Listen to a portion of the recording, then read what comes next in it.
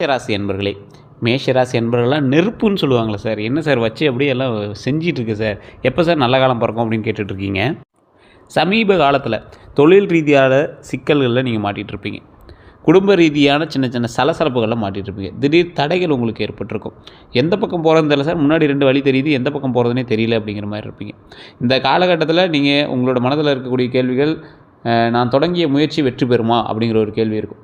இனி என் வாழ்க்கையில் என் உழைப்புக்கு நல்ல பலன் கிடைக்குமா, குடும்பத்திற்காக இன்னும் என்ன செய்யணும் அப்படின்னு நினைக்கிறீங்க, என் வாழ்க்கையில் அடுத்த பெரிய மாற்றம் என்ன அப்படிங்கிறது தான் உங்களோட கேள்வியாக இருக்கும். சிலருக்கு இன்னொரு 6-7 கேள்விகள் லிஸ்ட்டில் இருக்குது. தொழிலில் முன்னேற்றம் இருக்கா, புதிய வியாபாரம் இருக்கா, பதவி உயர்வு இருக்கா, சொத்து சேர்த்தல் இருக்கா, வாகன வாக்குவாதம் இருக்கா, வாகனத்தை வாங்கிறதுக்கான வாய்ப்புகள் இருக்கா, வெளிநாட்டு வேலை வாய்ப்பு ஏதாவது இருக்கா, வெளிநாட்டு மூலமாக வருமானம் ஏதாவது இருக்கா, குடும்ப வளர்ச்சி இருக்குதா, இந்த கேள்விகள்லாம் உங்கள்கிட்ட இருந்துகிட்டே தான் இருக்குது. சார் ஒன்று நல்லா தெரிஞ்சுக்கங்க, மேஷ ராசி அப்படிங்கிறது வந்து நீர் தத்துவ ராசி அப்படின்னு சொல்லுவாங்க, நெருப்பு தத்துவம் அப்படின்னு சொல்லுவாங்க. இந்த நெருப்பு அப்படிங்கிறது காற்று ஆடும்போது அணைஞ்சிடும், ஒரு டைம் அணையும். ஆனால் அந்த எரிஞ்சிட்டு இருக்குல்ல அந்த மறுபடியும் லைட்டாக இன்னும் கொஞ்சம் காற்று அடிக்கும்போது கப்புன்னு பிடிச்சிக்கும் நெருப்பு. ஸோ காற்று அடிக்கும் போது நெருப்பு எப்படி பிடிக்குதோ மறுபடியும் அதே போல் நீங்கள் வந்து முழுசாலாம் அணையலை. ஒரு காற்றுக்கு பயந்து அணையக்கூடிய நெருப்பு இல்லை நீங்கள், புரியுதா? ஒரு ஜோதி பிளம்பாக நீங்கள் வந்து இருந்துகிட்ருக்கீங்க. ஒரு சின்ன ஆபத்தை பார்த்து பயந்துக்காதீங்க. நெருப்பு ஒரு விஷயத்தை பிடிச்சிச்சு அப்படின்னா தொடர்ந்து இருக்கிற எல்லாத்தையும் பற்ற வச்சுட்டு போயிடும். ஸோ அந்த மாதிரி ஒரு ராசி நீங்கள். செவ்வாய் அதிபதியாக இருக்கக்கூடிய ராசி. பாரம்பரிய ஜோதிடத்தில் செவ்வாய் குறிக்கூடிய அம்சங்கள் என்ன தெரியுமா? தைரியம், வீரம் தான் ஃபஸ்ட்டு. இந்த ராசிக்காரங்க தைரியம், வீரத்தில் தான் ஃபஸ்ட்டு ஆளாக இருப்பாங்க. செயல்திறன் அதிகமாக இருக்கும், போட்டி மனப்பான்மை அதிகமாக இருக்கும், தலைமைத்துவம் அதிகமாக இருக்கும், போராடக்கூடிய குணம் அதிகமாக இருக்கும், வேகம் அதிகமாக இருக்கும், வெற்றிக்கான முயற்சி அதிகமாக இருக்கும். நிறையா பேருக்கு தெரியுமா என்னன்னு தெரியல. ஸோ நிறைய பேர் இந்த ராசியில் எல்லாமே தெரிஞ்சுக்கிறீங்க. ஆனாலும் சில கேள்விகள் வந்து கேட்டுட்ருக்கீங்க. சார் தனிப்படையாக ஜோதிடம் பார்க்கணும் அப்படின்னா நீ லோக்கலில் கூட பார்க்கலாம். இல்லை சார் நான் வந்து முழுசாக தெரிஞ்சுக்கணும், என்ன ஏதுங்கிறது வேறு தெரிஞ்சுக்கணும், லோக்கலில் பார்த்தா ஒன்றும் பெருசாக சாட்டிஸ்ஃபை இல்லை, நான் எங்கே பார்த்து தெரிஞ்சுக்கிறது அப்படின்னா கீழே ஒரு நம்பர் கொடுத்துருக்கேன். பிரபல ஒரு 200 ஜோதிடர்களுக்கு ஆசான் குருவாக இருக்கிறவர் எப்படி ஜோதிடம் பார்ப்பார் நீங்களே யோசிச்சு பாருங்கள். 4 to 5 லாங்குவேஜில் ஜோதிடம் பார்க்கக்கூடியவர், மிகப்பெரிய பிரபலங்களுக்கும் பொலிட்டிஷியனுக்கும் ஆக்டருக்கும் ஜோதிடம் பார்க்கக்கூடியவர் எப்படி ஜோதிடம் பார்ப்பார்? அந்தளவுக்கு ஒரு பிரபலமான ஒரு ஜோதிடரோட நம்பர் தான் நான் கீழே கொடுத்துருக்கேன். ஃபோன் பண்ணிங்கன்னா அப்பாயின்மெண்ட் பேசிஸ் மட்டும் தான் ஜோதிடம் பார்ப்பார். அந்த நம்பர் நோட் பண்ணிக்கோங்க. உங்களுக்கு வேணும்னா ஜஸ்ட் கால் பண்ணி பேசி தெரிஞ்சுக்கலாம். கீழே இருக்கக்கூடிய நம்பருக்கு ஃபோன் பண்ணிங்க அப்படின்னா A to Z கம்ப்ளீட்டாக எல்லாமே சொல்லிடுவார். உங்களுக்கு ஏதாவது கந்திஷ்டி இருக்குது, இல்லை செய்வினை கோளாறுகள் ஏதாவது இருக்குது, இல்லை பிளாக் மேஜிக் ஏதாவது பண்ணியிருக்காங்க, இல்லை அதெல்லாம் வந்து வெளியே வரணும் அப்படின்னாலும் எல்லா வகையான விஷயத்துக்குமே அவர் வந்து தீர்வு சொல்கிறாரு. உங்களுடைய நம்பிக்கை பேசிஸில் நீங்கள் வந்து கால் பண்ணலாம். உங்களுக்கு விருப்பம் இருந்தால் மட்டும் நீங்கள் ஃபோன் பண்ணி தொடர்பு கொள்ளலாம். அதுக்கு தகுந்த மாதிரி தான் ஃபீஸஸ் இருக்கும், எல்லாமே தெளிவாக சொல்லிடுறோம். உங்களுக்கு விருப்பம் இருந்தால் மட்டும் ஃபோன் பண்ணுங்கள். வெயிட் பண்ணி தான் பார்க்குற மாதிரி இருக்கும், அதுவும் தெளிவாக சொல்லிடுறோம். வெளிநாட்டில் இருக்கிறவங்க வாட்ஸ்அப்பில் கூட பேசி தெரிஞ்சுக்கலாம். இந்த செவ்வாயினுடைய ஆதிக்கம் அதிகமாக இருக்கக்கூடிய ராசியில் இந்த மேஷராசி ஒன்றா இருக்கிறதுனால இவங்களுக்கான முக்கியமான இயல்பு அப்படின்னா எப்போது முன்னிலையில் இருக்க விரும்புவாங்க, எப்போ பார்த்தாலும் ஃபஸ்ட்டு தான் இருக்கணும் அப்படிங்கிற மாதிரி நினைப்பாங்க. தைரியமாக முடிவெடுப்பாங்க. எந்த சவாலையும் நேருக்கு நேர் சந்திப்பாங்க. யாருடைய கட்டுப்பாட்டிலும் இருக்க விரும்ப மாட்டாங்க. தோல்வியை ஒரு பாடமாக எடுத்துக்கொள்வாங்க. மிகுந்த தன்னம்பிக்கை கொண்டவர்களாக இருப்பாங்க. நேர்மையாக பேசுவாங்க. சுறுசுறுப்பாக செயல்படுவாங்க. தங்களுக்கென ஒரு தனி அடையாளத்தை உருவாக்க விரும்புவாங்க. வாழ்க்கையில் சாதிக்க வேண்டும் அப்படிங்கிற தீவிர ஆசை கொண்டவங்களாக இருப்பாங்க. தற்போது மேஷராசிக்காரர்களோட மனதில் நிறைய கேள்விகள் இருந்தாலும் அவங்களுக்கு முக்கியமான பிறப்பு ரகசியம்னு ஒன்று இருக்குதுங்க. மேஷம் அப்படிங்கிறது தொடக்கம் அப்படின்னு பேர். ஒரு 100 பேர் இருக்கான் அப்படின்னா, சரி ஒரு எக்ஸாம்பிளுக்கே சொன்னால் அந்த 12 ராசிலையும் ஒருத்தர் இருக்கான், 12 ராசி பேர் இருக்கான். அதில் ஒரு விஷயத்தை வந்து தொடங்கணும் அப்படின்னு யாராவது செயல்படுத்துகிறாங்க அப்படின்னா ஒரு வகையில் யோசிச்சுட்டே இருப்பான். ஆனால் அந்த மேஷராசிக்காரன் போய் டக்குன்னு தொடங்கிடுவான். ஏன்னா இவனுக்கு இவன் மேலேயே நம்பிக்கை அதிகம். அவன் சொல்கிறான்னு தப்பாக நினச்சிங்கன்னா இது ராசியின் பால் அப்படி சொல்கிறேன். மேஷம் அப்படிங்கிறது ஒரு ராசியாக ஒரு மனிதனாக நான் குறிப்பிட்டு சொல்கிறேன். ஏன்னா இவர் மேலேயே ஒரு நம்பிக்கை அதிகம். போனால் அதை ஜெயிச்சுட்டு வந்துடுவோம் அப்படிங்கிற தன்னம்பிக்கை அதிகம். இன்றைக்கும் உங்களோட மைண்டில் இருக்கக்கூடிய அந்த தைரியமும் உத்வேகமும் தான் உங்களை வந்து மேலே கொண்டு வரும். நல்லா ஞாபகம் வச்சுக்கோங்க. 0ல் இப்போ நீங்கள் இருக்கீங்க அப்படின்னா இந்த மேஷராசிக்காரங்க ஈஸியாக டக்குன்னு ஃபயர் ஆகி மேலே வருவாங்க. ஸோ துணிஞ்சு செயல்படுங்களே தவிர உட்காந்துடாதீங்க. மேஷம் அப்படிங்கிறது தொடக்கம், துணிச்சல் மற்றும் வெற்றியின் ராசி அப்படின்னு கருதப்படுதுங்க. மைண்டில் நல்லா ஞாபகம். உங்கள் ராசிலேயே அது இருக்குது. நீங்கள் பயந்துட்டுலாம் போக தேவையில்ல.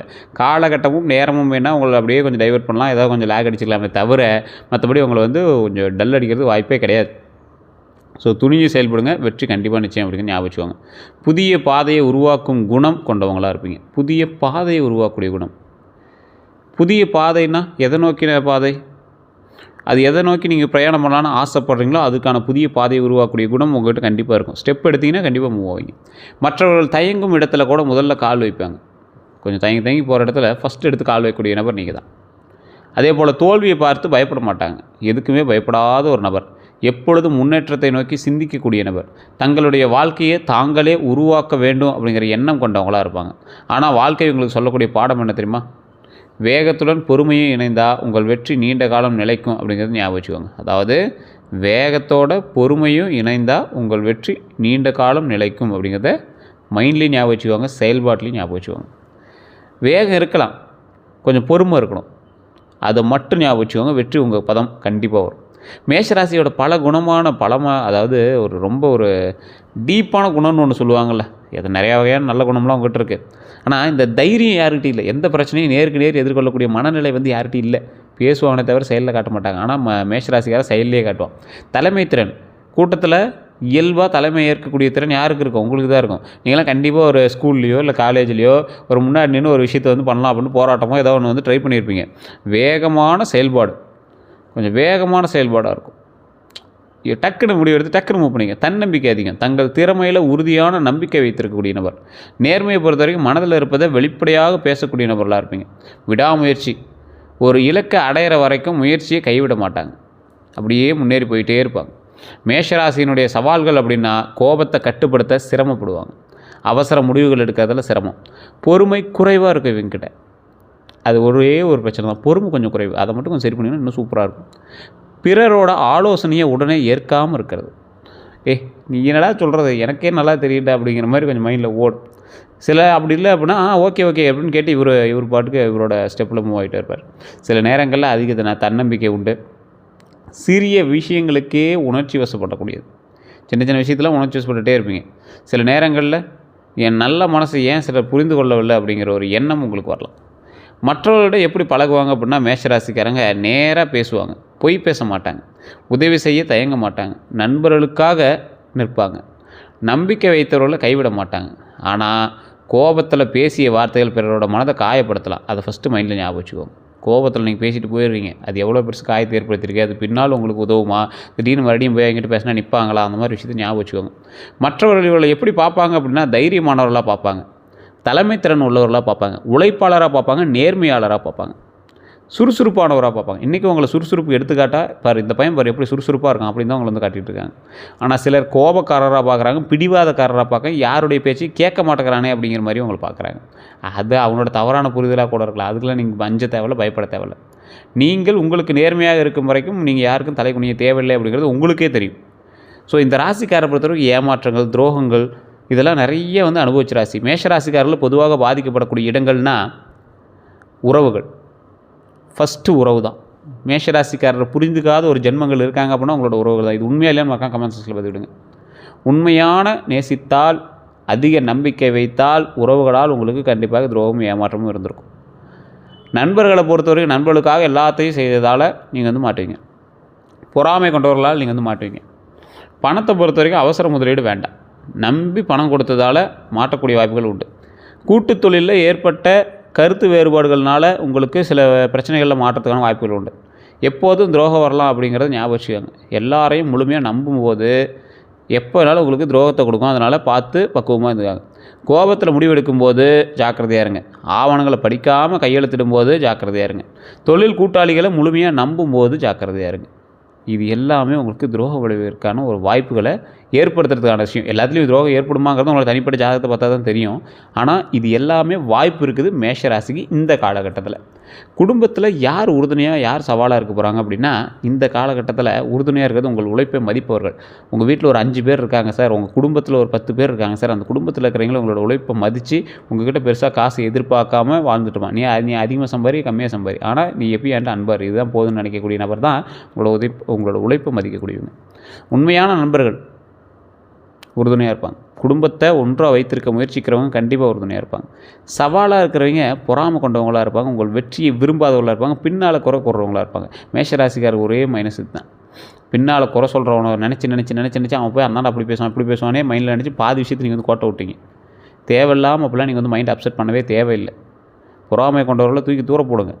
உங்களை பார்த்து பொறாமப்படாத உலகத்திலே இல்லை. ஏன்னா நீங்கள் உங்களோட வளர்ச்சி அப்படிப்படியே ஏறிட்டே வரும். சரி, எங்கே சார் வளர்ச்சி இருக்குது அப்படின்னு கேட்டிங்கன்னா, இனிமேல் தான் வளர்ச்சி ஆரம்பம். அதற்கான முதலீடுகள் முன்னாடியே தெரிய ஆரம்பிச்சிருக்கு. அதனால் நீங்கள் கவலைப்படவே தேவையில்லை. சுறுசுறுப்பாக செயல்பட்டால் மேஷராசியால் போல ஒரு வெற்றியால் எங்கேயுமே பார்க்க முடியாது. உங்கள் வெற்றியை விரும்பாதவர்கள்ட்ட நீங்கள் எச்சரிக்கையாக இருங்க, அவ்வளோதான். மேஷராசி ஏற்ற தொழில்கள் உங்களுக்கு முன்னாடியே தெரிஞ்சிருக்கும். காவல்துறை, இராணுவம், தீயணைப்புத்துறை, அரசு பணி, தொழிலில் முன்னேறக்கூடிய முனைவோராக இருப்பாங்க. கட்டுமான தொழிலில் இருப்பீங்க, ரியல் எஸ்டேட்டில் இருப்பீங்க. ரியல் எஸ்டேட் கண்டிப்பாக 1-2 பண்ணிகிட்ருப்பீங்க. வாகன வியாபாரம் கண்டிப்பாக உங்களுக்கு நல்லா செட் ஆகும். யூடியூப் மற்றும் மீடியா வந்து அற்புதமாக இருக்கும். விளையாட்டு நல்லாயிருக்கும். அரசியல், மருத்துவத்துறை நல்லாயிருக்கும். பாதுகாப்பு சேவைகள் கொஞ்சம் அருமையாகவே இருக்குங்க. இனி தொழில் எப்படி இருக்கும் அப்படின்னா, பொதுவாக பார்க்கும்போது புதிய வாய்ப்புகள் உருவாகலாம். பதவி உயர்வு கிடைக்கலாம். புதிய தொழில் தொடங்க நல்ல காலமாக இருக்கும். வெளிநாட்டு தொடர்புகள் அதிகரிக்கக்கூடிய ஒரு காலமாக இருக்கும். திறமைக்கு அங்கீகாரம் கிடைக்கக்கூடிய ஒரு வாய்ப்புகளாக இருக்கும். செய்வன பலிக்குமா அப்படின்னு கேட்டால், கந்திஷ்டி இருக்குமா அப்படின்னு கேட்டால், பாரம்பரிய நம்பிக்கைகளின்படி உங்கள் வளர்ச்சியை பார்த்து சிலர் பொறாமப்படலாம். கந்திஷ்டி குறித்து பல குடும்பங்களில் தன்னம்பிக்கையும் நம்பிக்கையும் இருக்கும். அதெல்லாம் பெரிய இதில் சார் பண்ணு. செய்வனை பற்றியும் பல்வேறு கருத்துக்களும் இருக்குது. இதற்கான அறிவியல் ஆதாரம் இது வரைக்கும் உங்கள்கிட்ட இல்லை. மன அமைதிக்காக இறை நம்பிக்கை வந்து பண்ணிங்க அப்படின்னா நல்லாயிருக்கும். தியானம் பண்ணுறது, நல்ல செயல்கள் பண்ணுறதுலாம் உங்களுக்கு உதவிகரமாக இருக்கும். இருந்தாலும் இந்த கீழே ஒரு நம்பர் கொடுத்துருங்க பார்த்தீங்களா, இந்த நம்பருக்கு ஃபோன் பண்ணுங்கள். இந்த பொருளோ அல்லது அவர்கள் பற்றி அவர் சொல்லக்கூடிய விஷயங்களோ நீங்கள் பயன்படுத்தினீங்க அப்படின்னா கட்டாயம் உங்களுக்கு கந்திஷ்டியோ செய்வனைகளோ இருந்தால் பலிக்காது. கீழே ஒரு நம்பர், உங்களுக்கு வாய்ப்பு இருந்தால், உங்களுக்கு நம்பிக்கை இருந்தால் உங்களுடைய விருப்பத்தின் பேரில் பண்ணுங்கள், அவ்வளோதான். அதுக்கு தகுந்த மாதிரி தான் ஃபீஸஸ் இருக்கும். அதுக்கு தகுந்த மாதிரி தான் எல்லாமே இருக்கும். தெளிவாக சொல்லி தான் அதை வந்து வீடியோ போடுறோம். நல்ல நேரம் எப்போ சார் ஆரம்பிக்கும் அப்படின்னா, அவசரத்தை குறைத்து திட்டமிட்டு செயல்படும் போது உங்களுக்கு நல்ல நேரம் ஆரம்பிக்குது. கோபத்தை கட்டுப்படுத்தும் போது நல்ல நேரம் ஆரம்பிக்குது. அனுபவத்தை வைத்து முடிவெடுக்கும் போது உங்களுக்கு நல்ல நேரம் ஆரம்பிக்குது. புதிய வாய்ப்புகளை சரியாக பயன்படுத்தும் போது நல்ல நேரம் ஆரம்பிக்குது. அதிர்ஷ்ட நிறங்களை பொறுத்த வரைக்கும் பாரம்பரியமாக சிவப்பு, ஆரஞ்சு, செம்மஞ்சள் இதெல்லாம் உங்களுக்கு அதிர்ஷ்டமான நிறங்கள். செவ்வாயுடன் தொடர்புடைய நிறங்களாக கருதப்படுறதுனால இது எல்லாமே உங்களுக்கு அதிர்ஷ்டமாக தான் இருக்கும். அதிர்ஷ்ட எண்கள் அப்படின்னா பொதுவாக 1, 9. இது வந்து அதிர்ஷ்டமான எண் உங்களுக்கு. சாதகமான நாள் அப்படின்னா செவ்வாய்க்கிழமை. திருமணம் மற்றும் குடும்ப வாழ்க்கையை பொறுத்த வரைக்கும் உண்மையான அன்பை விரும்புவாங்க. குடும்பத்தை பாதுகாக்கிறதுல அதிக அக்கறை காட்டுவாங்க. துணைக்கு முழு ஆதரவாக இருப்பாங்க. கோபத்தை குறைத்தா குடும்ப வாழ்க்கை மிகவும் மகிழ்ச்சியாக இருக்கும் அப்படிங்கிறதுல எப்போவுமே முன்னெச்சரிக்கையாக இருங்க. குழந்தை பாக்கியத்தை பொறுத்தவரைக்கும் குழந்தைகளுடைய கல்வி மற்றும் எதிர்காலத்தில் அக்கறை காட்டுவாங்க. தன்னம்பிக்கை மற்றும் ஒழுக்கத்தை கற்றுக் கொடுப்பாங்க. குழந்தைகளினுடைய திறமையை ஊக்குவிப்பாங்க. இதில் மெயினாக சொல்கிறது தான், இந்த திருமணம் சம்மந்தப்பட்ட விஷயங்களுக்கு திருச்செங்கோடு அர்த்தநாரீஸ்வரர் கோயிலுக்கு போயிருந்தீங்கன்னா நல்ல வாய்ப்புகள் உண்டு. அதே போல் திருமண ரீதியான சிக்கல்கள் ஏதாவது இருக்கும் பட்சத்தில் கீழே இருக்கக்கூடிய நம்பருக்கு ஃபோன் பண்ணினா இங்கே வந்து அதுக்கான வழி சொல்லுவாங்க. அதற்கான உங்கள் வீடுகளில் ஏதாவது செஞ்சுருக்காங்களா, இல்லை ஜாதக ரீதியாக ஏதாவது இஷ்யூஸ் இருக்கா அப்படின்னு பாருங்கள். ஜாதக ரீதியான விஷயங்களுக்கு நம்பர் கொடுப்பாங்க. நீங்கள் அந்த நம்பரில் நீங்கள் ஜோதிடர்கிட்ட பேசி உங்களோட கிளியர் பண்ணிக்கலாம்.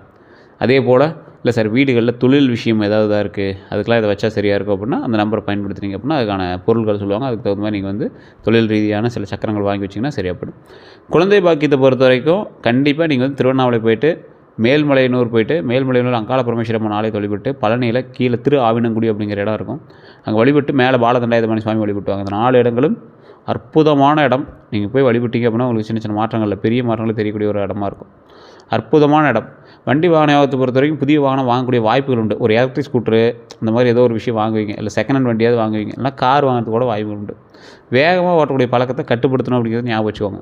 வாகன பராமரிப்பில் கவனம் கண்டிப்பாக தேவை. நீண்ட பயணங்களில் பாதுகாப்பு பின்பற்றணும் அப்படிங்கிறது ஞாபகம் வச்சுக்கோங்க.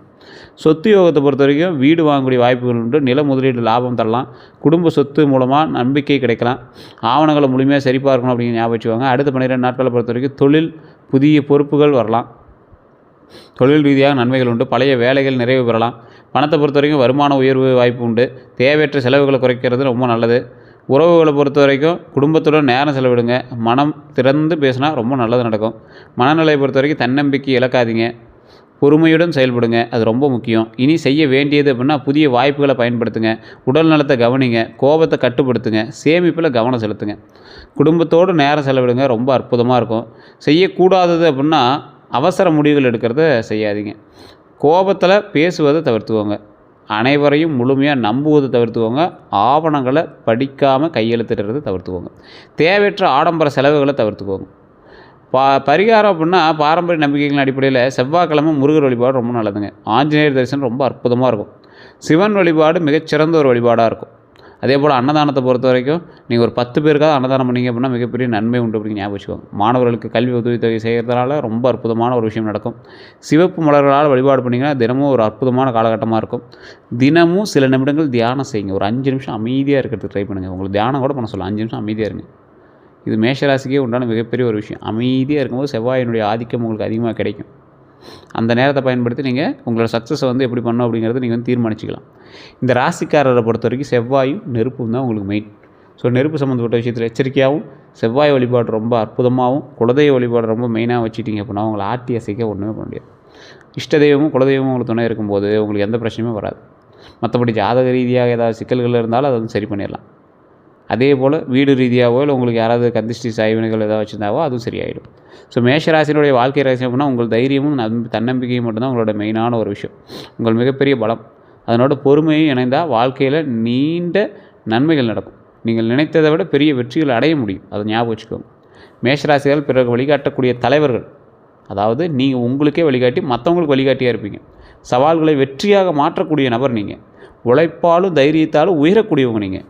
கோபத்தை கட்டுப்படுத்தி திட்டமிட்டு செயல்பட்டு உங்கள் திறமையை முழுமையாக வெளிப்படுத்தினா தொழிலில், பொருளாதாரத்தில், குடும்பம் மற்றும் சமூக மரியாதையை பொறுத்த வரைக்கும் இந்த மாதிரி எல்லா விஷயத்துலையுமே அனைத்திலும் நிலையான முன்னேற்றம் பெறலாம் அப்படிங்கிறத மைண்டில் ஞாபகம் வச்சுக்கோங்க. வெற்றி நமதே. ஸோ இன்றையிலிருந்து வெற்றிக்கான வழிகள் பிறக்குது. இதில் சின்ன சின்ன தடைகள் எல்லாமே நிவர்த்தி ஆகுது. அதாவது மேஷத்தை பொறுத்தவரைக்கும் நல்லா இருக்குது. இல்லை சார் உங்களுக்கு ஒரு மார்க் அப்படின்னா உங்களோட ஜாதகத்தை செக் பண்ணணும். உங்களோட வீடுகளை சுற்றி ஏதாவது இருக்கா, இல்லை உங்களை நெகட்டிவ் வைப் ஏதாவது இருக்கான்னு செக் பண்ணிக்கோங்க. அவ்வளோதான். மற்றபடி மேஷத்துக்கு பரவாயில்லையாக தான் இருக்குது. இந்த காலகட்டத்தில் தொடங்க வெற்றிக்கான பயணம் இனிதே தொடங்குகிறது.